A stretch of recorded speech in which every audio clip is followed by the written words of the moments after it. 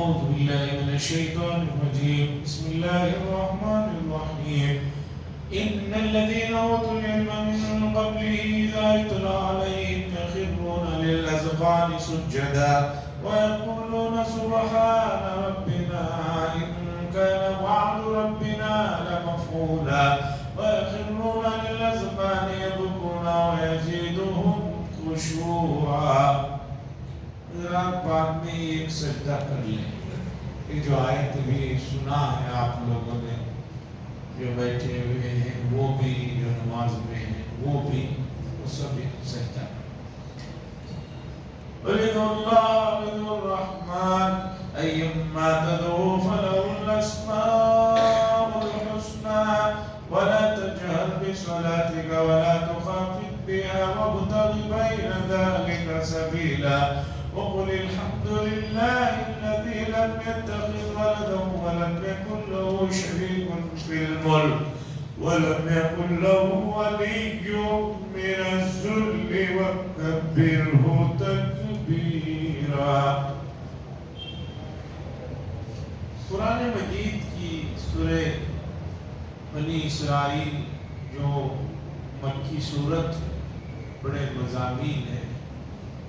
تھوڑا بہت ہم نے جو کچھ سیکھا اور سمجھا یہ اس کی آخری آیتیں ہیں. قرآن مجید کی ہر سورت کی ابتدا اور انتہا پر گزرے ہوئے بڑے مفسرین میں سے بہتوں نے بہت کچھ تحریر فرمایا. کسی بھی سورت کی ابتدائی آیت کو لیجئے اور انتہائی آیت کو لیجئے، ان دونوں کے درمیان اتنی لمبی سورت کے باوجود بھی ایک گہرا کنیکشن اور ربط ہوتا ہے. اس سورت کی ابتدائی آیت تھی بنی اسرائیل کی، سبحان الذی اسری بعبدہ. اللہ کی پاکی سے اس سورت کی ابتدا ہوئی تھی.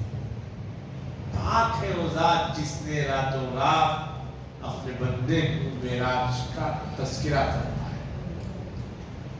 اس سورت کی آخری آیت کو دیکھیے جس میں اللہ فرما رہے ہیں اے نبی کہیے تمام تعریفیں اسی ذات کے لیے ہیں جس نے کوئی اپنے لیے نہ لڑکا بنا لیا ہے، نہ اس کی سلطنت میں کوئی پارٹنر ہے، اور نہ کسی کمزوری کی وجہ سے اسے کسی سہارے کی مدد کی ضرورت. ابتدا ہم سے ہو رہی ہے، انتہا بھی ہم سے ہو رہی ہے کہ بھئی اللہ کی ذات پاک ہے. وہاں جو شروع ہوئی بات یہاں آ کر بتا رہے ہیں کیوں اللہ کی ذات پاک ہے، اس کی تعریف ضروری ہے. کیوں؟ وہ ایسی ذات ہے کہ اس میں کسی بھی طرح کی کوئی کمی نہیں ہے. آدمی کو اولاد کی ضرورت رہتی ہے، کیوں؟ تاکہ اس کا سہارا بنے. اللہ کسی سہارے کی ضرورت نہیں. اور ایک آدمی کو اولاد کی نہیں، اپنی سلطنت چلانے کے لیے، اپنی حکومت چلانے کے لیے، اپنی کمپنی چلانے کے لیے پارٹنرز کی ضرورت ہے. اللہ نے کہا کہ بھی ہمیں کسی طرح کے کوئی پارٹنر کی بھی ضرورت نہیں ہے. اور ایک آدمی ہے، سب کچھ ہے، لیکن وہ چاہتا ہے کہ اس کے پیچھے، اس کے بیک اپ میں ایک مضبوط ہاتھ رہے. اللہ نے فرمایا اللہ کو ایسا بھی کوئی مسئلہ نہیں ہے کہ اللہ کو اپنی سلطنت اور اپنی بادشاہت کے لیے ایک پیچھے بیک اپ کی ضرورت ہے کہ وہ کمزور پڑ جائے. تو ابتدا اور انتہا میں بڑا توافق رہتا ہے. بڑے مفسرین نے بڑی گہری باتیں لکھی ہیں اور بہت لکھا ہے. اور یقین مانیے دنیا کی تمام لذتیں تھوڑی دیر کے بعد اس کا وہ شوق ختم ہو جاتا ہے. مثلا آئی فون 16 آیا، کب تک شوق تھا؟ 17 آنے تک تھا. 17 آیا تو 16 کی کوئی یہ نہیں رہی، اس سے پہلے کی کوئی نہیں رہی، ہر چیز. لیکن قرآن مجید کی تفسیر اور اس کے جو علوم کو اللہ نے جن بندوں پر خصوصی توجہ فرمائی، انہوں نے اس پر جو لکھا تحریر کیا، اسے پڑھتے رہیے، آپ کو کچھ نہ کچھ ایسے نکات اور ایسی چیزیں ملتی رہتی ہیں جس سے آپ کہیں گے کہ بھئی اور پڑھا جائے اور سمجھا جائے۔ اور کبھی تھکتے، کتنی مرتبہ کتنی تفسیر کی کتابیں مطالعہ کر لیا، لیکن پھر کوئی نئی تفسیر کی کتاب ملتی ہے، پرانی تفسیر کی کتاب ملتی ہے، جب میں اسے کھولتا ہوں تو اس میں مجھے لگتا ہے کہ بھئی یہ چیز تو ابھی معلوم ہوئی ہمیں۔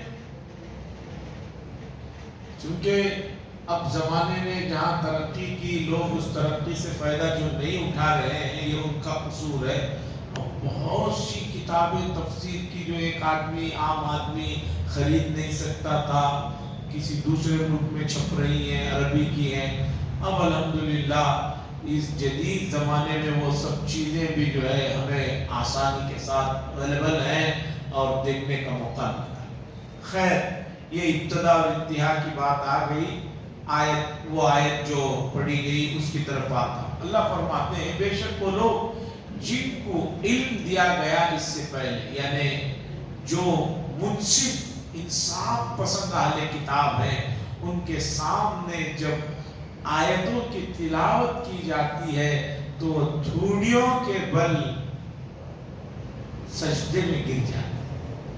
یعنی وہ لوگ بھی جانتے ہیں کہ قرآن برحق ہے، وَيَقُولُونَ، اور وہ لوگ کہتے ہیں پاک ہے ہمارا پروردگار، اور اس نے جو بھی وعدہ کیا لَمَفْعُولًا، وہ ہو کر رہے گا، اس سے کوئی اس وعدے سے، اللہ کے وعدے سے اللہ کو نکال نہیں سکتا۔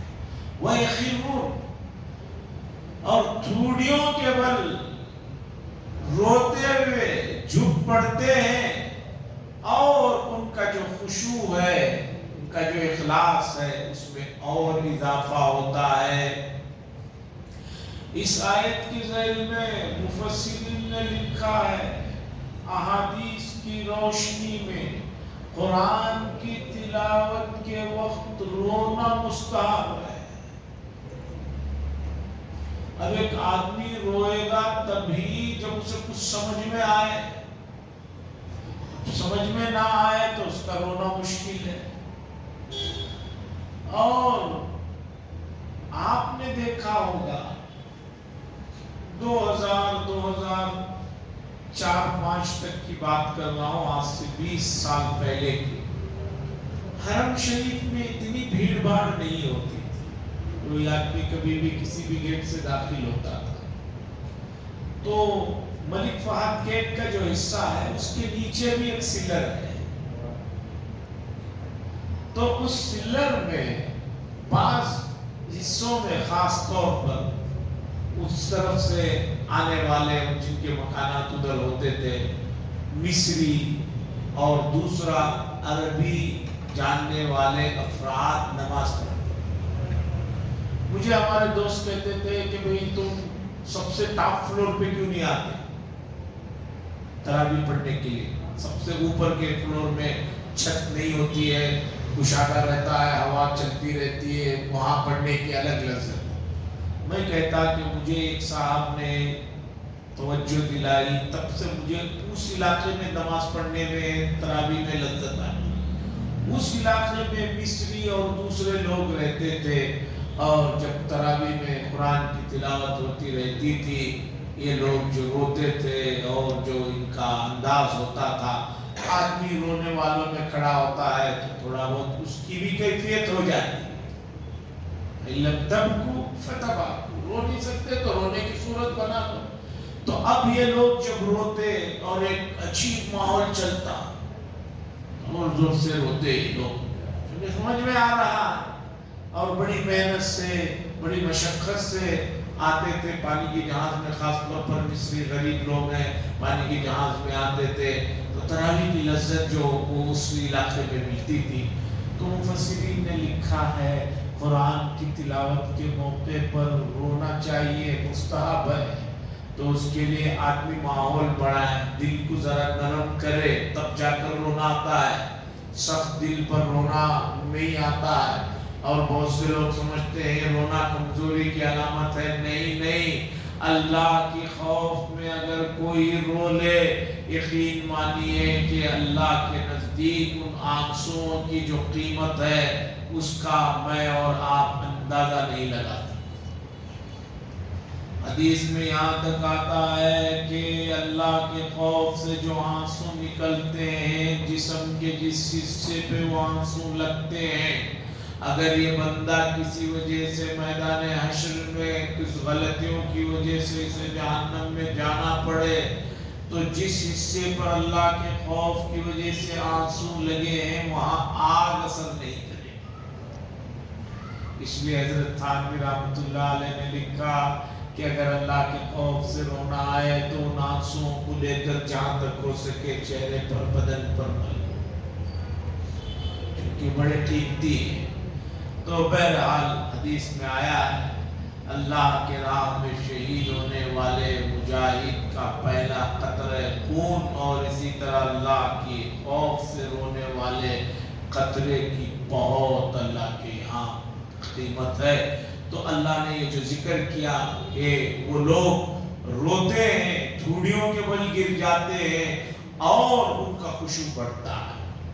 مشہور روایت ہے کہ رسول اللہ صلی اللہ علیہ وسلم کے بارے میں ایک صحابی فرماتے ہیں کہ میں مدینہ منورہ میں حاضر ہوا، رات کا وقت تھا، حضور صلی اللہ علیہ وسلم نماز پڑھ رہے تھے، تو میں قریب پہنچا. پیچھے یہ نفل نماز تھی جو حضور صلی اللہ علیہ وسلم پڑھ رہے تھے، تو رونے کی جو آواز آ رہی تھی اور جو سانسیں چل رہی تھی، ایسے ہو رہا تھا جیسے پانی گرم ہو، ہانڈی میں سال پک رہا ہو، تو جو کیفیت ہوتی ہے حضور صاحب.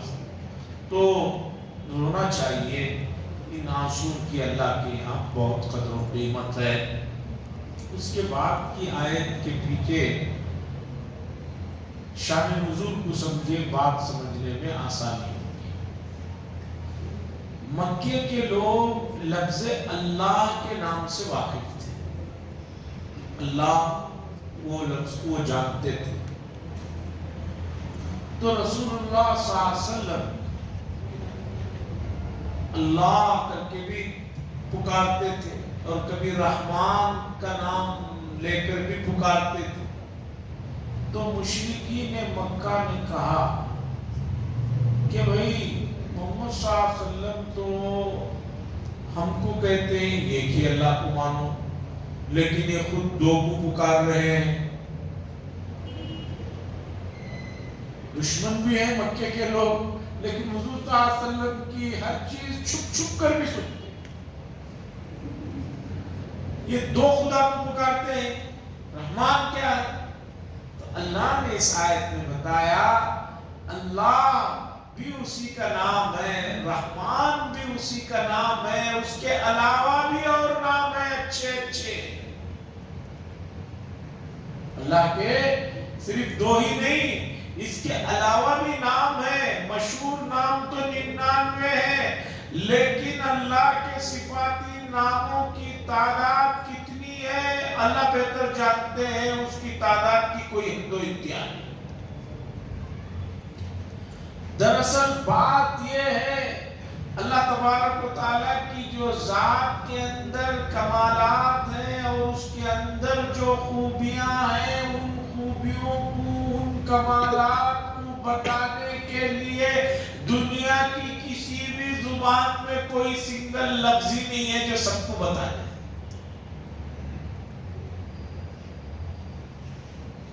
بہت سے مرتبہ ایک نارمل انسان، اس کے نام کے آگے پیچھے بہت سی چیزیں لگی ہیں.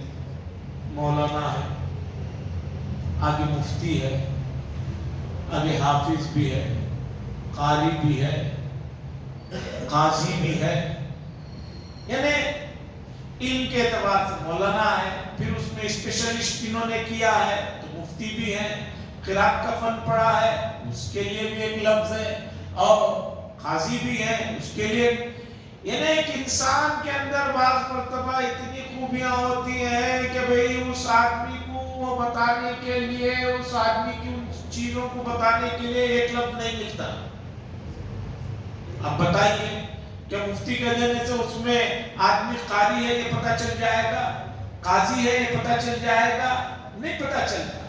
جب انسان کے اندر بعض مرتبہ اتنی ساری خوبیاں ہیں کہ اسے بتانے کے لیے 5-6 الفاظ کی ضرورت ہے، تو رحمان کے اندر جو کمالات ہیں وہ اتنے زیادہ ہیں کہ ان پورے کمالات کو کوئی ایک لفظ نہیں بتا سکتا۔ تو اس لیے جتنے اس کے کمالات واقف ہوتے گئے اتنی اس کی صفات بنتی چلے گئی، اور اللہ کی کتنی صفات ہیں اللہ ہی بہتر جانتے ہیں، کوئی آدمی اس کا احاطہ کر نہیں سکتا۔ اس لیے مشہور 99 کے علاوہ بھی ناموں کی تحدید کے سلسلے تو علماء نے لکھا ہے کہ اللہ کے ناموں کی تحدید نہیں ہے کہ بھئی اتنے جا کر ختم ہو گئے 1000 نام اس کے آگے نہیں، بے شمار صفات ہیں۔ یہ 99 جو صفات ہیں یہ وہ صفات ہیں کہ ان صفات میں جو چیز اللہ کی ذکر کی گئی ہے وہ ایسی ہے کہ بندوں کو ان صفات سے متصف ہونے کا حکم دیا گیا، اس لیے یہ مشہور 99 صفت ذکر کیے گئے۔ تو اللہ نے اس آیت میں بتایا ارے لوگوں اللہ کو اللہ کہہ کر پکارو یا رحمان کہہ کر پکارو، اس کے لیے اور بھی بہت عمدہ اور اعلیٰ نام ہے، اس سے وہی ذات مراد ہے۔ کفار جو کہہ رہے ہیں کہ بھئی ہم نے تو ایک کو کہتے ہیں یہ خود دو خداؤں کو پکار رہے، دو خدا نہیں، وہ ایک ہی ہے، ایک اللہ نام ہے، ایک رحمان نام۔ اس کے بعد کی آیت کا حصہ یہ ہے کہ رسول اللہ صلی اللہ علیہ وسلم جب قرآن کی قرات کرتے تھے، زور سے پڑھتے تھے، تو یہ لوگ بڑا ہنسی مذاق اڑاتے تھے، بہت ٹھٹا کرتے تھے۔ کعبے کے سامنے آپ نماز پڑھ رہے ہیں، قرآن زور سے پڑھ رہے ہیں، کیونکہ مکے کا وہ زمانہ انتہائی ظلم و ستم کا زمانہ تھا، تو ہنسی مذاق ہوتی تھی۔ تو اللہ نے اس آیت میں یہ بات بتائی، اے نبی صلی اللہ علیہ وسلم بہت زور سے بھی مت پڑھیے اور بہت آہستہ بھی مت پڑھیے، درمیانی راہ رکھیے۔ بہت زور سے پڑھیں گے یہ لوگ جو ہے ہنسی مذاق کریں گے، اور بالکل آہستہ پڑھیں گے تو جو پیچھے لوگ ہیں صحابہ ان کو کیسے تعلیم ہوگی، وہ کہاں سن پائیں؟ اس لیے درمیانی انداز رکھیے۔ اسی لیے نماز میں 5 نمازوں میں 3 نمازوں میں قرات زور سے ہے، 2 نمازوں میں آہستہ ہے۔ کیوں؟ دن کی نمازوں میں آدمی رات کی اور فجر کی نماز کے مقابلے میں زیادہ ایکٹیو نہیں رہتا۔ ظہر اثر کی نماز میں آدمی اتنا چاق و چوبند نہیں رہتا جتنا صبح کی نماز میں۔ تو صبح کی نماز میں قرات رکھی گئی، زیادہ رکھی گئی، تاکہ آدمی صبح اٹھتے ہی پہلی چیز اس کے کانوں میں جو پڑے وہ اللہ کا کلام ہے، وہ کلام کانوں سے ہوتے ہوئے دل و دماغ کو معطر کرے۔ بہرحال اللہ نے بتایا زور سے بھی نہیں، آہستہ سے بھی نہیں، درمیانی راہ سے پڑھیں۔ وَلَا تَجْهَرْ بِصَلَاتِكَ، اور نماز میں زور سے نہ پڑھیے، وَلَا تُخَافِتْ بِهَا، اور نہ بالکل آہستہ، وَابْتَغِ بَيْنَ ذَلِكَ سَبِيلًا، اس کے درمیان میں درمیان کا راستہ نکالیے، یعنی آہستہ اور زور کے بیچ کا اس انداز میں پڑھیے۔ حضور صلی اللہ علیہ وسلم ایک مرتبہ رات میں نکلے گشت کو، یعنی باہر دیکھنے کے لیے، تو دیکھا حضرت عمر بن خطاب رضی اللہ تعالیٰ عنہ قرآن تہجد میں زور سے پڑھ رہے ہیں، اور گزرے تو حضرت ابو بکر صدیق رضی اللہ تعالیٰ عنہ کو دیکھا وہ بہت آہستہ پڑھ رہے ہیں۔ دوسرے دن رسول اللہ صلی اللہ علیہ وسلم نے دونوں حضرات کو بلا کر پوچھا کہ آپ اتنا زور سے کیوں پڑھ رہے ہیں؟ انہوں نے کہا یا رسول اللہ صلی اللہ علیہ وسلم زور سے اس لیے پڑھ رہا تھا تاکہ شیطان کو بھگاؤں، نیند کو بھگاؤں۔ صدیق اکبر سے پوچھا بھئی آپ اتنا آہستہ پڑھ رہے تھے، سنائی بھی نہیں دے رہا تھا، ایسا کیوں؟ انہوں نے کہا یا رسول اللہ صلی اللہ علیہ وسلم میں جسے سنانا چاہتا ہوں وہ ذات تو سن لیتی ہے اتنا آہستہ پڑھنے پر بھی، اس لیے میں آہستہ پڑھوں۔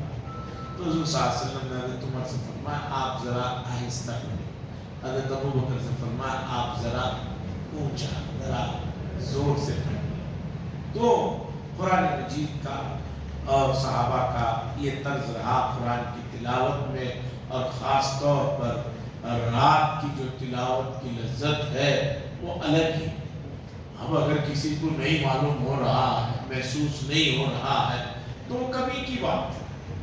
جیسے بخار آ جانے پر آدمی کی زبان پھیکی ہو جاتی ہے، کیا کھلاؤ، وہ کہتا نہیں پھیکا ہے۔ جونڈس جسے ہو جائے اسے ہر چیز پیلی نظر آتی ہے۔ اب آپ بتائیے دیواروں کی کمی ہے یا اس کی بیماری کی کمی ہے؟ اسی طرح قرآن مجید کی تلاوت سے اگر کسی کو لذت نہیں آ رہی ہے، مان لیجئے کہ اس کے روح پر بہت گرد و غبار پڑا ہوا ہے، اس لیے اثر نہیں کر رہا ہے۔ بات کو سمجھانے کے لیے شیخ سعدی نے قصہ لکھا ہے، اسے سنیے، بات بھی سمجھ میں آ جائے گی اور تھوڑا لطف بھی آ جائے گا۔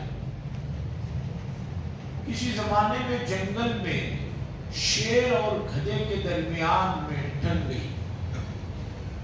آخر یہ بات طے ہوئی، گدھے نے کہا کہ آپ 100 مار مجھے ماریں گے، میں 100 مار آپ کو ماروں گا۔ تو جو قیدے نہیں کھا سکتا مار، تو اس کی ہاتھ وہ جیت گئے۔ تو اس کے بعد گدھے نے کیا کیا، خوب گندے پانی میں چیکڑ میں گر کے اپنے آپ کو اتنا لڑایا کہ اس کے جسم پر خوب وہ چکڑ اور مٹی جمع ہو گئی۔ شیر سے کہا آپ بادشاہ ہیں، پہلے آپ 100 مار لیجیے۔ اب وہ جو 100 مارا ہے تو اس 100 میں اس کی وہ جو مٹی جم گئی تھی جسم پر ادھر ادھر پوری جو جمی تھی، بس وہ نکلی، اندر تک کوئی اثر نہیں۔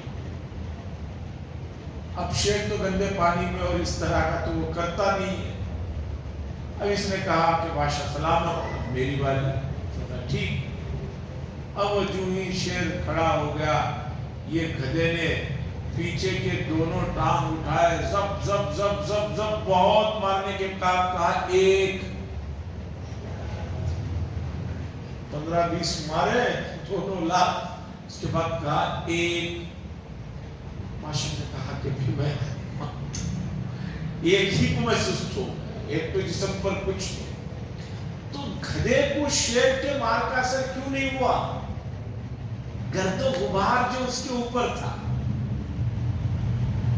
ہم بچپن میں، ہم یو پی میں پڑھنے کے زمانے میں دیکھتے تھے، وہاں پر چونکہ لکڑی کے انگار کے چولہے ہوتے تھے، تو وہیں دیکھا میں نے، وہ اس طرح کی ترکیب ہم نے اپنے یہاں نہیں دیکھی۔ جتنے بھی سلور کے پتیلے ہوتے ہیں اس پر گیلی مٹی کر کے پورا بھر دیا جاتا ہے۔ اب وہ پکاتے ہیں، وہ کتنی بھی کالی ہو جائے، تھوڑا سا پانی ڈالیں گے، وہ مٹی کے ساتھ کالی بھی چلے گئی، پتیلا جیسے وہی تھا ویسے ہی بیٹھ رہتا ہے۔ تو یہاں پر اسے اثر کیوں نہیں ہوا؟ وہ گرد و غبار جو جمع تھا۔ اسی طریقے پر اگر کسی بندے کو اللہ کے ذکر میں اور اللہ کے ذکر میں قرآن مجید پہلے نمبر پر ہے، اثر نہیں ہو رہا ہے، تو سمجھیے بابا گرد و غبار جم گیا ہے۔ وہ گرد و غبار کو پہلے صاف کیجئے۔ گرد و غبار صاف کریں گے، اس کے بعد وہ چیز کا لک آئے گا۔ پینٹ مارنا ہے تو پہلے پینٹ مارنے سے پہلے دیوار کو پاک صاف کرنا اور اس کے میل و کچیل کو دور کرنا ضروری ہے، تب جا کے وہ رنگ کا لک آئے گا۔ اسی طرح تلاوت اللہ کے ذکر میں اگر لذت نہیں آ رہی، پنجاب میں ایک بڑے عالم گزرے ہیں، انہوں نے کہا جب میں لفظ اللہ کہتا ہوں تو ایسا لگتا ہے جیسے کسی نے میرے منہ میں ایک چیز آتی ہے وہ بالوشاہی میٹھی، ایسا لگتا ہے جیسے کسی نے میرے منہ میں وہ میٹھی چیز رکھ دی۔ ابھی میں اور آپ ہیں، ایک نہیں 10 بار 20 بار 50 بار اللہ کہہ رہے ہیں، کوئی مٹھائی نہیں محسوس ہو رہا ہے۔ تو عزیزان گرامی، گرد و غبار کو دور کرنے کی ضرورت ہے۔ وَلَا تُخَافِتْ بِهَا وَابْتَغِ بَيْنَ ذَلِكَ سَبِيلًا۔ اس کے بعد کی آیت، اس آیت میں اللہ تبارک و تعالیٰ نے بڑا اہم مضمون توحید کا بیان کیا ہے، اور یہ آیت بھی بڑی عظیم الشان آیت ہے۔ رسول اللہ صلی اللہ علیہ وسلم اپنے خاندان کے بچوں کو جب بچے بولنے لگتے تھے اس آیت کریمہ کو یاد دلا دیتے تھے. پہلی آیت جو ان کو یاد دلائی جاتی تھی وہ یہ آیت ہے. اب آپ بھی اس آیت کو آگے جو ہے پڑھنے کی عادت بنائیں. اور ایک اس آیت کی فضیلت میں ایک واقعہ حدیث میں حضرت ابو ہریرہ رضی اللہ تعالیٰ عنہ کہتے ہیں کہ رسول اللہ صلی اللہ علیہ وسلم کے ساتھ میں نکلا تو راستے میں ایک صاحب کو دیکھا, بڑا پراگندہ حال اور بہت پریشان تھے. رسول اللہ صلی اللہ علیہ وسلم نے فرمایا کیا حال ہے؟ انہوں نے کہا کہ ایسے ایسے مسائل ہیں, کچھ قرض ہے, کچھ بیماریاں ہیں, کچھ دوسرے مسائل ہیں. تو رسول اللہ صلی اللہ علیہ وسلم نے ان سے کہا آپ اس چیز کو, ایک تو اس آیت کو اور دوسرا توکلت علی الحی الذی لا یموت, یہ دعا پہلے توکلت علی الحی الذی لا یموت, اس کے بعد اس آیت کریمہ کو کثرت سے پڑھو. حضرت ابو ہریرہ فرماتے ہیں پھر ایک موقع پر ہم لوگ گزرے تو صاحب سے ملاقات ہوئی اور کافی بشاش خوشحال نظر آئے. رسول اللہ صلی اللہ علیہ وسلم نے پوچھا کیا حال ہے؟ تو انہوں نے کہا ہے رسول اللہ صلی اللہ علیہ وسلم آپ نے جو بتایا تھا میں نے اسے اہتمام سے پڑھا, الحمدللہ میرے تمام مسائل حل ہو گئے, میں خوش ہوں. تو یہ کوئی سی آیت ہے, بڑی محترم شان آیت ہے. آج نوجوان دوسرے ہر قسم کے لوگ کسی نہ کسی مسئلے میں, اگر کوئی یہ سمجھتا ہے دوسرے کو دیکھ کر اسے کوئی مسئلہ نہیں ہے تو وہ کسی خوش فہمی کی جنت میں رہتا ہے. کچھ نہ کچھ مسائل ہیں, کچھ نہ کچھ کمی ہے, تبھی تو آدمی اللہ کو یاد کرتا ہے. وَقُلِ الْحَمْدُ لِلَّهِ, اور کہہ دیجئے نبی صلی اللہ علیہ وسلم تمام تعریفیں اس ذات کے لیے ہیں لم يتخذ ولدا, جس نے اپنے لیے کوئی اولاد نہیں بنائی. اللہ کو اولاد کی ضرورت نہیں ہے. وَلَمْ يَكُنْ لَهُ شَرِيكٌ فِي الْمُلْكِ, اور نہ اس کے لیے کوئی ساجی ہے, کوئی پارٹنر ہے سلطنت میں, اس کی سلطنت میں کوئی اس کا پارٹنر بھی نہیں ہے. وَلَمْ يَكُنْ لَهُ وَلِيٌّ مِّنَ الذُّلِّ, اور نہ اس کے لیے کوئی ہمدرد اس کی کمزوری کے لیے اس نے کسی کو اپنا ولی اپنا ہمدرد بنا لیا, ایسا بھی نہیں ہے. وَكَبِّرْهُ تَكْبِيرًا, اور اللہ کی بڑائی ایسے بیان کرو جیسے اس کا حق ہے. یہ ہے سورت کی شروع کی پہلی آیت کا لفظ سبحان اللہ, پاک ہے وہ ذات. جب وہ ذات پاک ہے تو کیا حق بنتا ہے؟ وَكَبِّرْهُ تَكْبِيرًا, اس کی بڑائی ایسے بیان کرو جیسے اس کا حق. یہ ہے ابتدا اور انتہا کے درمیان میں توافق, کہ قرآن مجید کی ہر سورت کی ابتدا اور انتہا کے جو مضامین ہوتے ہیں وہ بڑے ہوتے ہیں.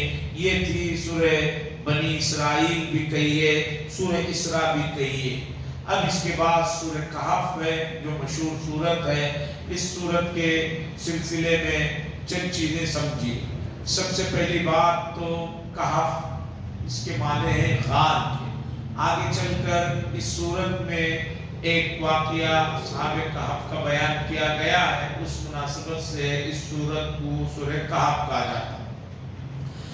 سب سے پہلی بات یہ ہے کہ یہ پوری سورت ایک مرتبہ میں نازل ہوئی, اور حدیث میں آتا ہے کہ اس سورت کے اعزاز میں حضرت جبریل امین کے ساتھ 70,000 فرشتے نازل ہوئے. اس کا اعزاز, اس میں جو مضامین ہیں. رسول اللہ صلی اللہ علیہ وسلم نے فرمایا جو آدمی اس سورت کی ابتدائی 10 آیتیں اور ایک روایت میں آخری کی 10 آیتیں پڑھتا ہے تو وہ تمام فتنوں سے محفوظ ہو جاتا ہے, یہاں تک کہ دجال کے فتنے سے بھی اگر وہ آ گیا تو محفوظ ہو گیا. آج کل کانا دجال کے بڑے سوشل میڈیا میں بنے بنائے ہوئے یہ میں بنا کے ڈال رہے ہیں. لوگ مجھ سے بھی پوچھ رہے ہیں حضرت دجال آ گیا, کہتے ہیں ارے بھائی دجال آیا نہیں آیا اس بحث کو چھوڑو, آپ نے کیا تیاری کی ہے یہ بتاؤ. نے حضرت وہ ویڈیو دیکھا. اسی طرح آپ کے وقت کو ضائع کیا جا رہا ہے. حضور صلی اللہ علیہ وسلم سے گاؤں کے صاحب نے پوچھا یا رسول اللہ قیامت کب آئے؟ حضور صلی اللہ علیہ وسلم نے فرمایا کیا تیاری کر رکھے ہو قیامت کے لیے؟ انہوں نے کہا یا رسول اللہ ویسے تو کوئی تیاری نہیں ہے لیکن میں آپ سے بے انتہا محبت فرما بے انتہا محبت کرتا ہوں. حضور صلی اللہ علیہ وسلم نے فرمایا آدمی کا حشر اسی کے ساتھ ہوتا ہے جس سے اسے محبت ہوتی ہے. تو حضور سے جسے محبت ہوتی ہے حضور کے ساتھ حشر. اب ہر آدمی دیکھ لے وہ سب سے زیادہ امپورٹنٹ کسے دیتا ہے. زبانی جمع خرچوں کا کوئی مسئلہ نہیں ہے. میں کئی لوگوں کو مثال طور پر پکڑ کر کہتا ہوں کہ بھئی یہ جو آپ کر رہے ہیں یہ جو آپ کے ہاتھ میں اتنا بڑا چین لٹک رہا ہے یہ حضور کے نظر میں انتہائی ناپسند. اسی وقت بعض لوگ نکال کر آپ سے نہیں کرتا اور بعض لوگوں کو کھڑا کر 20 منٹ بولنے کے بعد بھی غور و خوض کرنے گھر میں جا نکال دو نہیں ہمارے سامنے یہ گناہ کبیرہ نہیں گھر میں جا اور یہ سمجھتے ہیں کہ حضرت کو یاد پھر دوسرے دن کبھی کہیں ملتے ہی پکڑ لیتا نہیں حضرت نکال دیا تھا آج ڈالے پائے. عزیزان گرامی دجال کے فتنے سے حفاظت دوسرے فتنوں سے حفاظت اس سورت کی فضائل میں ذکر کی گئی ہے. اور بھی بہت سارے احادیث اس سورت کے ضمن میں اور اس کے شان نزول اور اس میں بڑے واقعات آگے چل کر آنے والے ہیں ان کا ذکر ہے. اور اس سورت پر بے شمار لوگوں نے الگ سے کچھ لکھا ہے خاص طور پر جن کو اردو انگریزی آتی ہے عربی ان کے لیے مولانا سید ابو الحسن علی حسینی قدس سرہ نے سورہ کہف کا تقابلی مطالعہ بول کر ایک کتاب لکھی ہے. اس میں انہوں نے اس سورت کے اندر کے مضامین کو بڑے پیارے انداز میں دل نشین انداز میں سمجھایا ہے. تفصیلات زیادہ دیکھنے والے حضرات ان کی اس کتاب میں بھی دیکھ سکتے ہیں.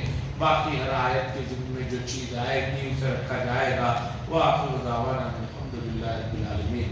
لك الحمد ولك الشكر يا الله. اللهم صل على سيدنا شفيعنا نبينا حبيبنا مولانا محمد بارك وسلم. اللهم انت السلام منك السلام تبارك يا ذا الجلال والاكرام. ربنا آتنا في الدنيا حسنه وفي الاخره حسنه وقنا عذاب النار. صلى الله تعالى وسلم على خير خلقه محمد وعلى اله وصحبه اجمعين والحمد لله